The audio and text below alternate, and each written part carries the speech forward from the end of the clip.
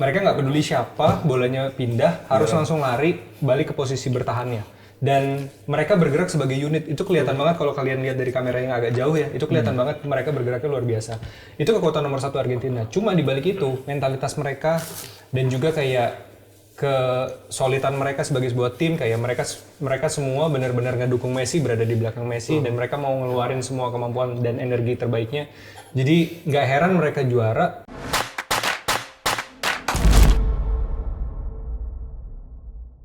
Halo Tifosi, welcome back to Pinball Opini Football, konten yang bahas sepak bola dunia khususnya Serie A. Tapi kali ini kita akan membahas dua kejuaraan yang kemarin telah melangsungkan finalnya dan udah dapat juara baru. Sebenarnya yang satu juara back to back ya. Jadi yang Euro juara baru, juara satunya juara yang sebelumnya. Nah, sebelum kita bahas itu, kita bakal bacain ini dulu nih, sawirnya dulu nih dari salah satunya siapa namanya tuh? Donor tetap kita yaitu adalah Joshua Diningrat. Nah, ini kemarin dia komen ini udah agak lama soalnya nih, agak sebelum final Euro kemarin ya. Dia komen final Euro Pinsport live reaction enggak. Nah, kenapa kita kemarin tidak ada live? Karena kita semua full support mendukung Bang Bara di The Derby kemarin. Oke. Biasa.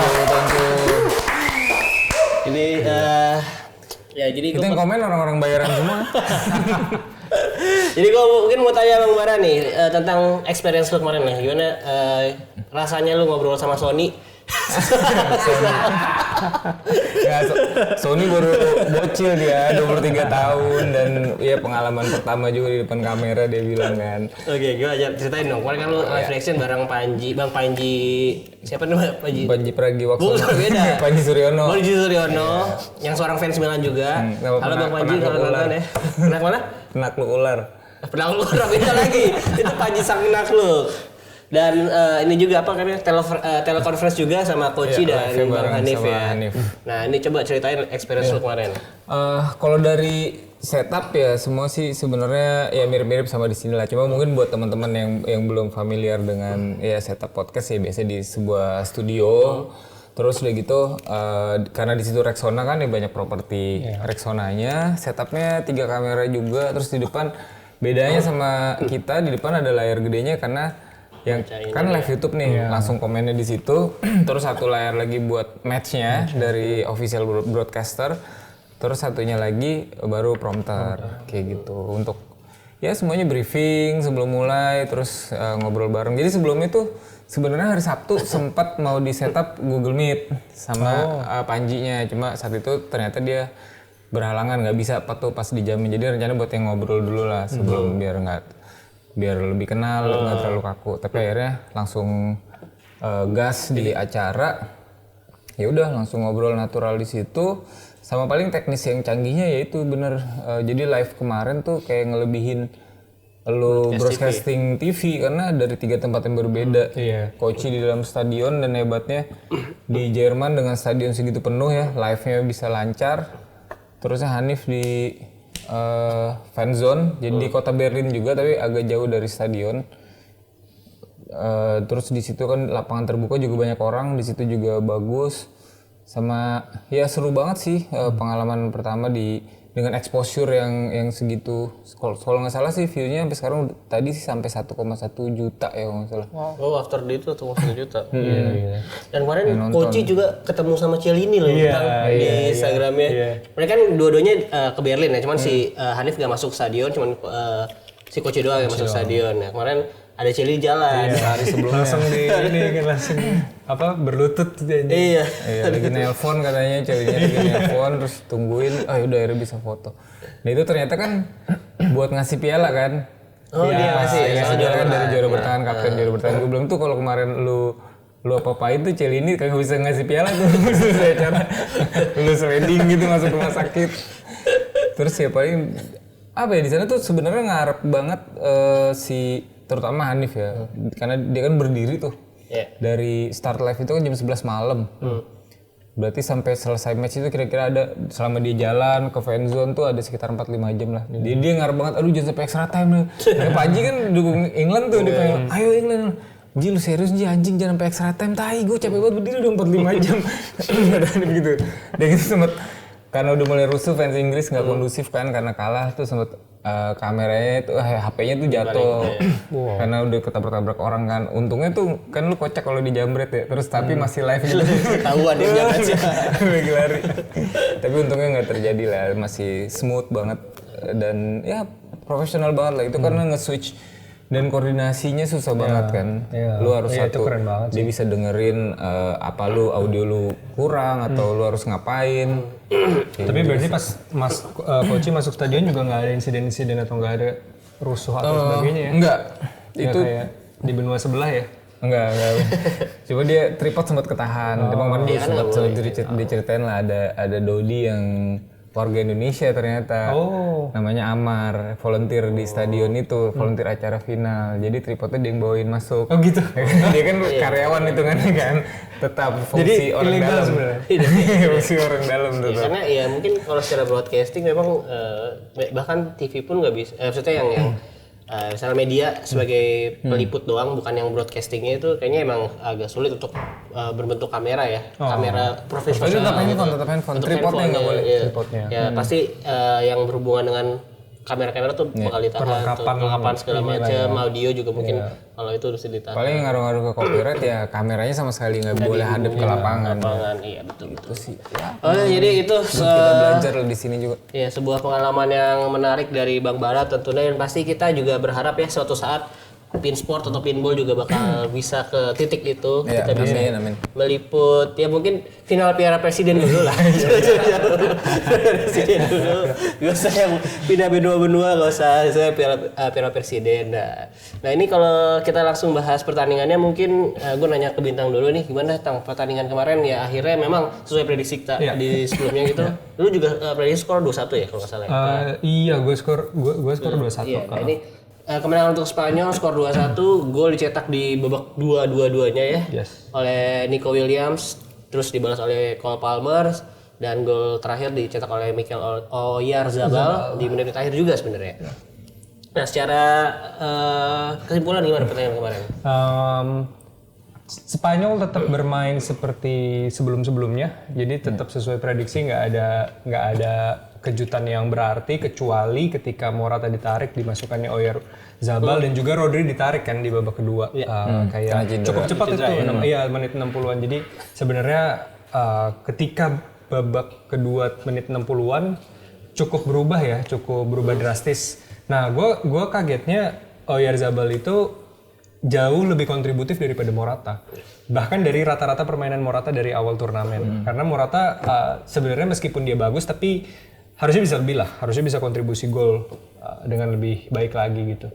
Cuma di final itu gue ngelihat Spanyol berhasil ngeluarin kemampuan terbaiknya, terutama Yamal dan Williams. Mereka masih muda dan luar biasa banget, nggak ada turun mentalitas karena bermain di final melawan Inggris, sama sekali nggak ada. Dan mereka selama turnamen ini berhasil mengalahkan banyak sekali juara dunia kan ya, ada 4 atau berapa gitu juara dunia yang berhasil mereka kalahkan. Jadi luar biasa banget. Nah, sementara Inggris sama juga dengan prediksi kita, mereka bermain dengan nggak jelas lagi.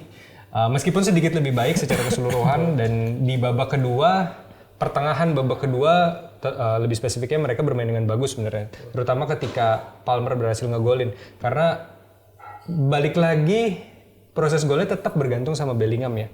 Karena menurut gua kalau bukan Bellingham yang menerima bola itu sebelum di-assist ke Palmer, itu kayaknya nggak akan bisa di setup sebaik itu sih bolanya. Itu benar-benar refleks dari Bellingham ketika sambil jatuh dia ngasih bola yang sangat bagus, dieksekusi dengan bagus pula.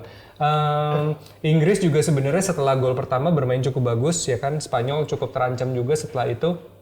Tapi memang Spanyol lebih baik dan berhasil menang 2-1. Tapi jujur di akhir babak kedua itu gue udah cukup was-was sih. Wah ini kayaknya extra time atau wah ini kayaknya Inggris yang bakal bisa ini. Dan gue udah takut banget bakal heboh di mana-mana ya kan. Tapi ya itulah kayak gitu sesuai prediksi. Oke. Kalau Muara, lu kan juga pasti nonton full match ya, nantengin layar dan kolom komentar juga kan. Jadi kalau babak pertama memang sebenarnya kalau kita lihat masing-masing tim, kedua tim lah masih agak hati-hati gitu betul.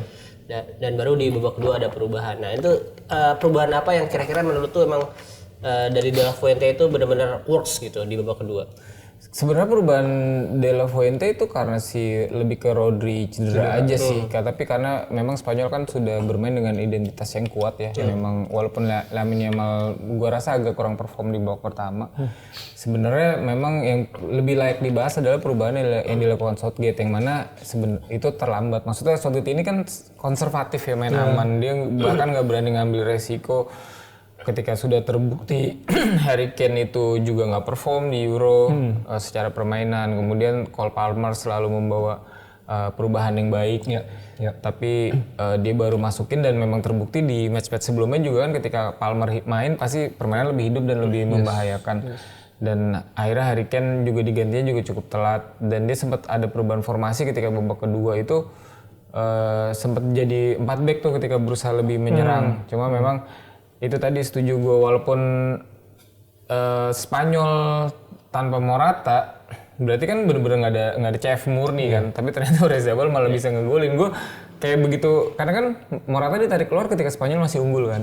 Terus tahu-tahu kejebolan jadi seri, wah anjir udah nggak ada striker lagi nih, gimana nih De La Fuente. Tapi ternyata Oyarzabal tetap bisa menjalankan fungsi sebagai goal getter gitu.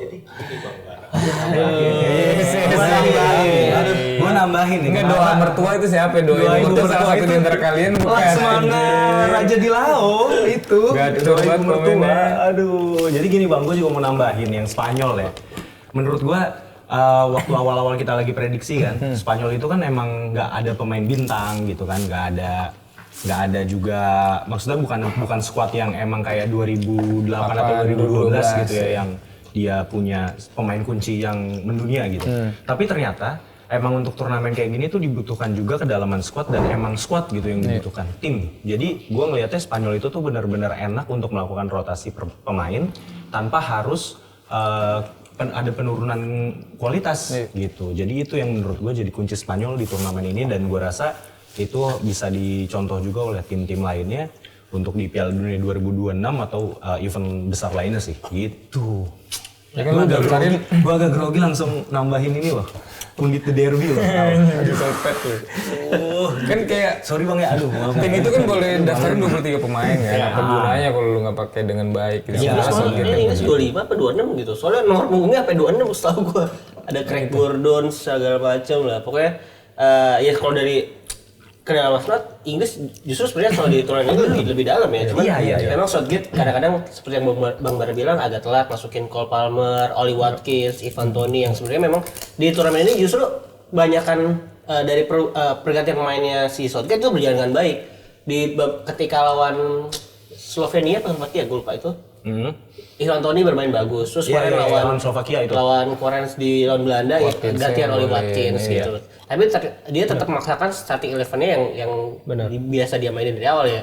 Harry Kane lagi walaupun Harry Kane tidak bermain dengan bagus di Euro kali ini, dia tetap paksain gitu. Mungkin itu salah satu yang menyebabkan kenapa dia agak sulit untuk bisa berprestasi di Inggris juga ya. Ya tapi kedalaman squad kan harus lu ingin juga, lu harus memperhatikan role dan posisinya juga kan. Dan itu yang dimiliki sama Spanyol menurut gua. Jadi ketika dia ngeganti pemain, dia itu bukan yang kayak ngeganti individu yang punya peran lain gitu, tapi dia emang individu yang bisa memainkan taktik tersebut gitu dengan perbedaan penyegaran individual dia gitu dan karakternya dia gitu. Itu yang gue lihat sebenarnya kesamaan antara Inggris dan Spanyol tuh sebenarnya ada di posisi penyerang.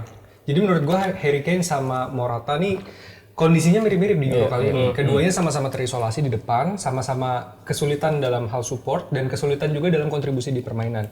Cuma bedanya kalau Harry Kane diganti sama Watkins, karakteristiknya masih mirip kan. Jadi sama-sama ngotot juga di depan, jadi center point penyerangan. Bedanya kemarin ketika Morata diganti sama Oyarzabal, itu sebenarnya Oyarzabal lebih mundur sedikit dan dia meskipun fisikalitasnya kalah dari Morata, cuma mungkin karena dia lebih seger ya. Jadi dia bisa bermain dari lebih dalam, bisa lari lebih banyak dan bisa menghasilkan peluang lebih banyak. Dan mungkin itu juga yang jadi kunci perbedaan di pertandingan kemarin karena ketika Harry Kane diganti sama Watkins, mainnya gitu-gitu lagi. Sementara Spanyol berbeda. Ya sebenarnya juga Spanyol nggak bisa kita bilang tidak dalam juga ya. Maksudnya kualitas pemainnya juga sama-sama bagus ya. Mungkin perbedaannya cuman kurang lebih disorot aja gitu. Kayak nama-nama Zubimendi itu kan juga di Real Sociedad bagus gitu. Terus bahkan di bek kiri mereka kan ya pemain yang andalan mereka Kukurea itu di Chelsea sebenarnya nggak perform, tapi di Spain bisa perform. Pelapisnya ada Alex Grimaldo yang perform di Leverkusen. Jadi sebenarnya dari segi kedalaman juga sama-sama bagus sebenarnya kedua tim ini. Nah, tadi kita barusan juga dapat berita penting ya dari, kalau gue sih baca dari Fabrizio Romano bahwa Southgate akhirnya mengundurkan diri dari kepelatihan. Setelah 8 tahun ya. Ya lanjut. Iya. Setelah berapa? 8 tahun? 8 tahun. Dua final Euro, Iya. terus Nation League, Dua final Euro, terus Nation League sampai semifinal kalau nggak salah. Iya benar. Terus kayaknya World Cup juga sampai ini deh, sampai semifinal deh yang 2018. Iya, 18 kan semifinal kan? kayaknya dia tuh nggak pernah jauh sampai semifinal deh. Setahu gue perempat final paling jauh kalau World Cup kalau menurut gue. Iya, World Cup 2022 kemarin dia itu sampai semifinal kalah sama Prancis. Iya. Terus kalah sama Kroasia. Pas juara 3. Juara 3. Oh iya, yang Inggris padahal udah unggul dua lewat free kicknya Trippier atau Kyle Walker gitu nggak salah pokoknya. Gua agak lupa deh, sorry itu quarter apa semi ya? Sorry. Nah ini intinya Southgate mengundurkan diri dengan gagal meraih prestasi berupa gelar juara ya. Ini mungkin gua tanya Bang Bara nih. Iya maksudnya apakah untuk Inggris dan Southgate-nya keputusan yang tepat nih kan melihat performa dia di Euro dan di pertandingan sebelum-sebelumnya gitu. Ini kan hal yang nggak bisa bukan pilihan ya, maksud gue ya Southgate nyerah kan, mundurin diri kan, jadi ya udah resign lah dia. Capek lah resign kan, bukannya federasinya nunjuk dan kita belum tahu siapa penggantinya kan. Sekarang yang available siapa? Ten Hag Mourinho. Ten Hag. Tukeran. Ten Hag. Siapa lagi pelatih? Tapi ya mungkin dia juga udah ini ya, maksudnya udah 8 tahun udah cukup lama juga udah jenuh, maksudnya ya mungkin di kancah level tim nasional dia nggak bisa perform dengan baik, mungkin bisa coba ke klub-klub dulu mungkin ya. Iya, di Liga Inggris gitu. Tapi kayaknya enggak deh, permainannya Southgate gue nggak tahu kalau dia filosofinya kayak gitu, kayaknya untuk long run iya, soalnya kalau yang long run pasti beda sih. Nggak bisa. Jadi dia tipikal yang kompetisi aja deh, apa yang turnamen aja kayak. Iya. Itu paling sama kayak si ini, Ralf Rangnick. Nah ini cocok banget tuh kalau buat main di turnamen, soalnya ngepres banget. Kalau Joachim Low juga pernah ngelatih tim nggak sih? Ngelatih. Mungkin pernah ya. Tapi Klinsmann deh itu yang pernah ya. banyak kan timnas kan Joachim Low kan. Kayaknya tipikalnya kayak gitu sih. Kayaknya 13 tahun. Iya mungkin coba kalau kita ingat-ingat ada nggak sih pelatih yang sukses di level klub, sukses juga di tim nasional. Gua tahu cuma Roberto Mancini. Roberto mana? Pernah juara kan? Sam Allardyce paling. Itu juga ya gurem-gurem aja. Newcastle. Terus Sam Allardyce waktu itu Sunderland. Habis itu yang latih Gus Hiddink. Sukses di tim nasional, sukses di PSV ya. Chelsea. Terus kayaknya Barcelona pernah deh Gus Hiddink. Terus pernah. Belanda, bukan Belanda. Waktu itu dia ngalahin Belanda. Dia waktu itu ngelatih Korea Selatan. Gus Hiddink. Oke, nah kalau kita balik lagi ke pertandingan final Euro kemarin, menurut kalian masing-masing siapa man of the match ya? Kalau gue Nico Williams. Nico Williams, ya sesuai dengan sama yang di official match-nya juga. Itu juga official. Kalau gue malah nggak tahu, pas taunya cuma yang piala si Rodri sama Lamine Yamal. Tapi MVP itu gue MVP finalnya Nico Williams. Setahu gue di artikel. Kalau Bintang? Iya, gue agak susah sih. Gue harus jawab Nico Williams juga. Cuma yang harus dicatat di sini adalah pemain-pemain di final itu level permainannya banyak yang tipis-tipis lah. Maksudnya mereka rata-rata di Spanyol ya rata-rata bermain bagus, dan di Inggris rata-rata ya bermain seperti layaknya Inggris biasanya gitu. Cuma lebih ngotot aja. Jadi tipis lah. Nico Williams dengan marginal. Sama? Marginal dengan itu gua agak susah karena yang lain, tapi mungkin Lamine Yamal ya setelah dia. Tapi sisanya kayak tipis-tipis aja lah. Oke, kalau aja Personal favorit gue Dani Olmo. Dani Olmo. Gue itu ngeduga dan favor gue tuh pengennya Dani Olmo yang justru man of turnamennya. Oh, iya sih. Di pertandingan tersebut gue iya ada Olmo lah. Gue mau ralat yang tadi Gus Hiddink itu pernah ngalahin Belanda waktu itu lawan Rusia, melatih Rusia yang waktu itu Arshavin gitu. Ya lanjut. Oke, kalau gue sendiri, gue sih emang dari awal di tim gue kan main Euro Fantasi ya. Ternyata masih muda Dani Olmo, Pak. kelahiran 98. Iya. Gua sih Nico Williams juga. Nico Williams, Gua sering bilang kan ini versi upgrade-nya dari Rafael. Iya bang, tapi Nico Williams ini bukan punya speed dan gocekan kayak Leo yang meliuk-liuk, tapi dia kayak tahu timing dan kapan dia harus cuman body fan dikit-dikit doang gitu loh. Karena dia kuliah kayaknya dia. Kalau Leo pakai C. Sama gua mungkin orang honorable mention satu ya Kukureya sih gua. Korea itu Itu anomali banget sih. anomali gitu Itu ya. biasa Kita tahu loh lah, mainnya. di Chelsea walaupun gua nggak sering nonton Premier League tapi gua tahu lah kalau ada fans Chelsea segala macam tentang Korea. Terus kemarin juga dia kalau nggak salah ada di sosial media dia nyanyi itu. Korea drinking Estrella. Itu lucu juga. Tapi itu Chelsea juga mirip tuh sama timnas Inggris sebenarnya. Banyak banget pemain yang sebenarnya bagus ketika di Chelsea itu jadi melempem. Iya, itu Ya kan? Dan di Inggris ini versi kebangetan bangetnya sih di Inggris itu kemarin. Ya kali. Tang Inggris tuh milih kayaknya Southgate tuh milih pemainnya kalau lu kan ngeband di berdua ya, Bang Bara sama Bintang. Kayak gue tuh nganaloginya kayak dia itu milih pemain yang jago tapi nggak sefrekuensi gitu bang, ngerti nggak sih? Kayak lu nggak saling isi sebenarnya. Lu salah band. Lu salah band, entah salah beda genre banget atau emang nggak nyambung aja gitu. Anak metal lu suruh main jazz gitu. Iya, maksudnya kan jadi iya kan, nggak sinkron gitu. Bisa, tapi ya gitu, nggak harmonis. Ya, oke, kalau gitu kita biar lebih harmonis lagi kita pindah ke benua sebelahnya. Karena ini benua pagi. ya ini Inggris cabang ini. Inggris cabang ya yang lebih sukses ya dengan pemain-pemain bintangnya. Ini Spanyol cabang Amerika Latin. Ya, ini ada jajahan Spanyol. ada final Copa America yang Dua-duanya sih. cukup bermasalah ya sebenarnya ya. Cukup bermasalah, Iya. problematik. Secara penyelenggaraannya Dikritik. khususnya di final ya, dikritik banget ya Kak. Telat setengah jam. Terus ada banyak jebolan, ya banyak jebolan juga di sana ya. Terus ya penanganan yang mungkin kurang tepat juga. Gua nggak tahu tepatnya seperti apa, cuman ya polisi sana juga tetap kebukin juga ternyata ya. Dan kekerasan segala macam. Tapi kalau secara pertandingan ini menurut gua cukup seru ya. Walaupun sampai extra time ini yang nonton dari final Euro pasti nggak tidur sampai jam 10 minimal. Selesai jam 10-an. Jam 10-an. Kalau gua nyampe kantor pasti main itu semua. Iya, gua juga setengah 11 kalau nggak salah gua nyampe kantor. Gue liat live score jam 9.20-an gitu masih menit 68. Iya.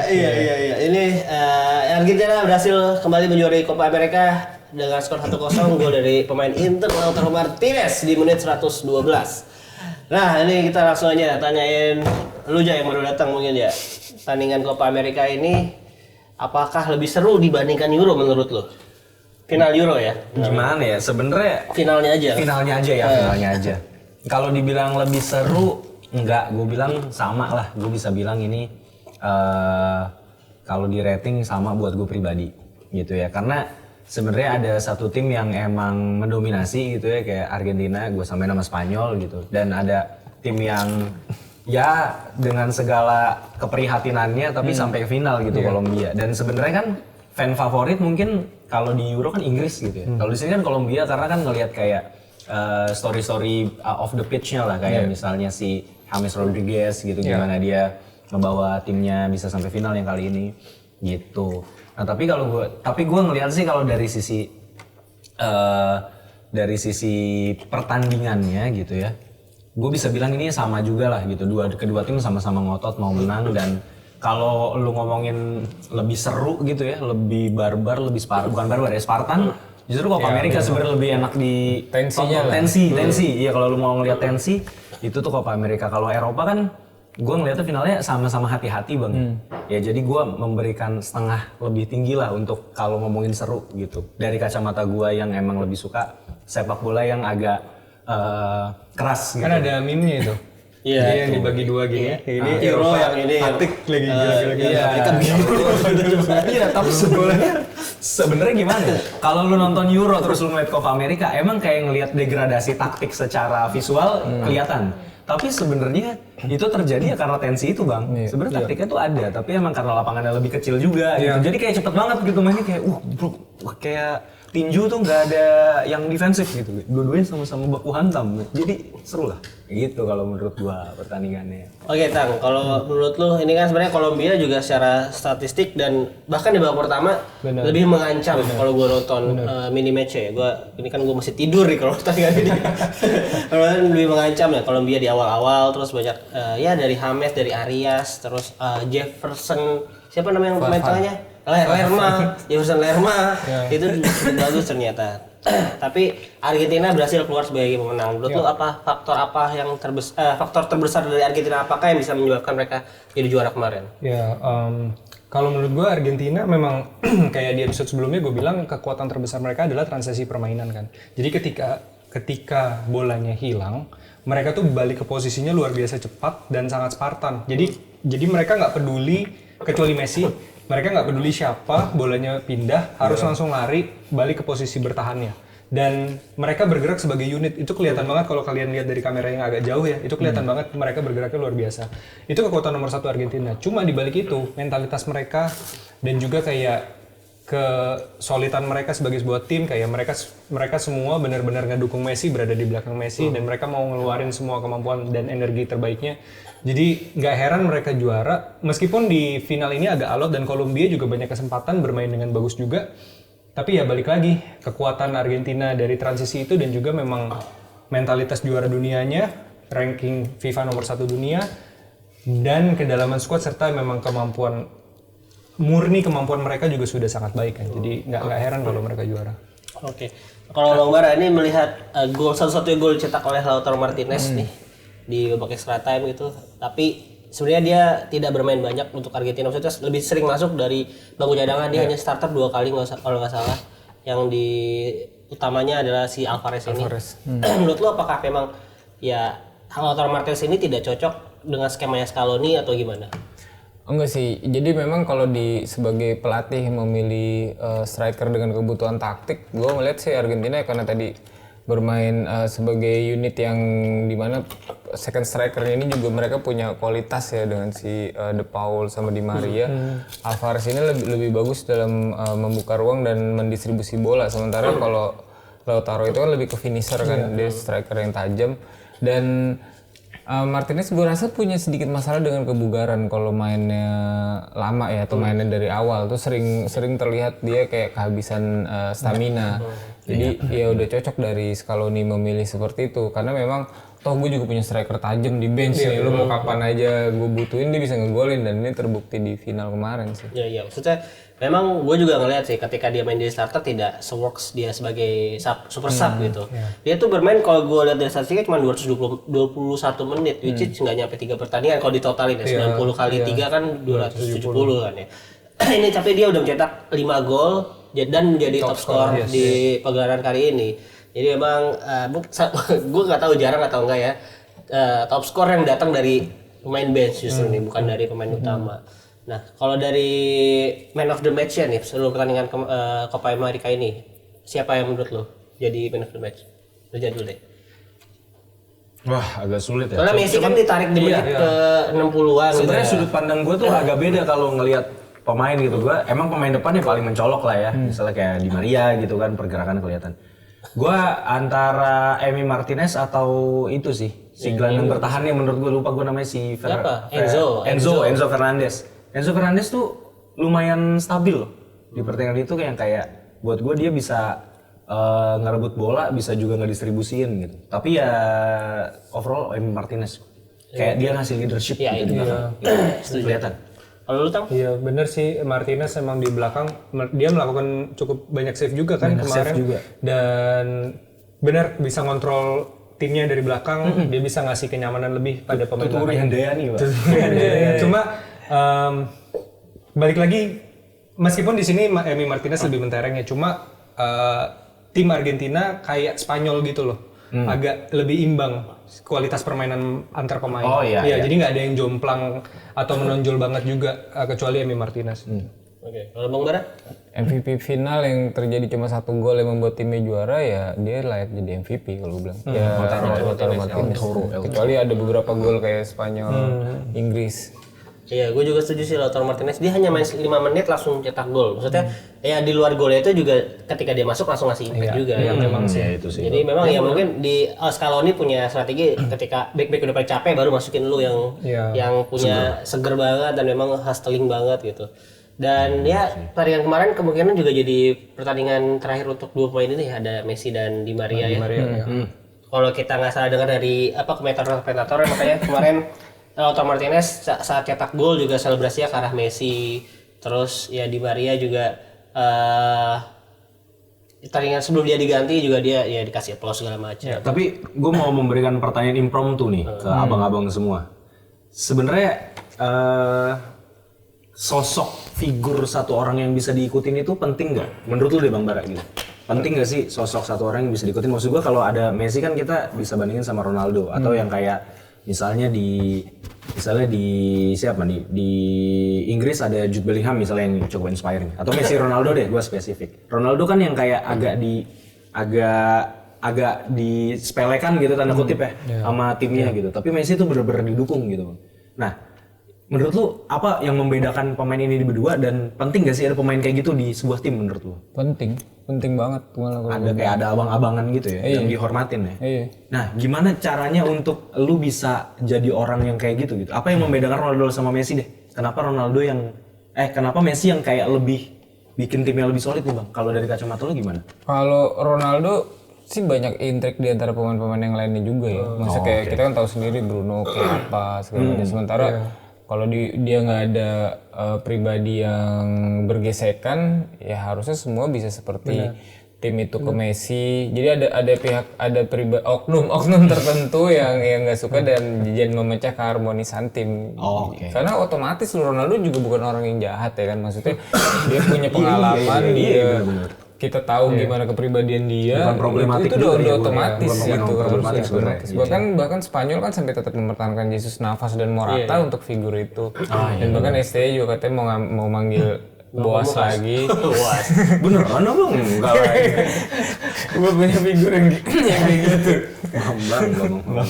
Oke. Ngerti gue. Oke, menarik sudut pandang Bang. Iya memang kayaknya untuk Argentina ditinggal Messi, gua nggak tahu nih kelanjutannya seperti apa. Apakah walaupun secara kualitas pemain masih banyak yang bagus gitu, tapi kan ditinggal seorang figur yang punya punya peran penting di satu timnas gitu, apakah kehilangan banget atau masih bisa gitu? Lu mau ngelihatnya dia itu sebagai figur atau sebagai pemain, role pemain gitu Bang? Pasti kalau pemain ya nggak terlalu ini. Kalau sebagai figur justru figurnya gitu. Kalau figurnya langsung hilang gitu nggak ada.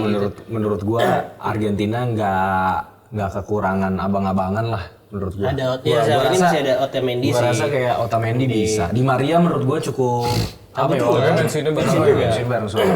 atau mungkin ya harus ganti generasi aja gitu. Dybala menurut gue bisa kalau emang dia mau step up gitu ya. Tinggal dianya punya kepribadian itu apa enggak. Nah masalahnya nih ya kalau kita ngomongin Dybala nih, ya kalau secara kualitas memang ya secara permainan agak mirip ya. Walaupun pasti di bawah Messi. Cuman kayaknya secara leadership kayak dia kurang ya. Kalau di Roma aja di Roma aja harusnya dia bisa jadi dia salah satu pemain senior juga kan di Roma. Iya benar. Harusnya dia bisa jadi step up di leadership, tapi ternyata kayak masih diambil Mancini juga. Enggak lah. Ada Rodrigo de Paul lah mungkin yang bisa jadi ini loh. Kayak Ponario Astaman kalau di Indonesia lah yang kalau menurut gua sih ini ya jadi lo harus melihat pemain yang di look up itu dari dua sisi nih. Satu dari teknis dia sebagai seorang pemain bola dan satu sebagai a person. Iya benar. Ya kan. Kalau menurut gua Messi dan Ronaldo secara person dan secara teknis sejarah dia, secara pengalaman dia itu mah udah sama aja lah, maksudnya secara kebesarannya sebagai seseorang. Nah cuma kalau secara teknis yang membedakan adalah Messi kualitas permainannya masih lebih baik dari Ronaldo nih sekarang di usianya, ya kan. Jadi memang secara absolut teknis dia masih lebih bagus daripada Ronaldo. Kedua, Messi itu lebih team player daripada Ronaldo, ya kan. Jadi maksud gua dua-duanya sama-sama di look up, cuma bedanya Ronaldo di atas lapangan pasti lebih selfish daripada Messi. Cara bermainnya lebih menjadi finisher dan bukan team player dibandingkan Messi ya.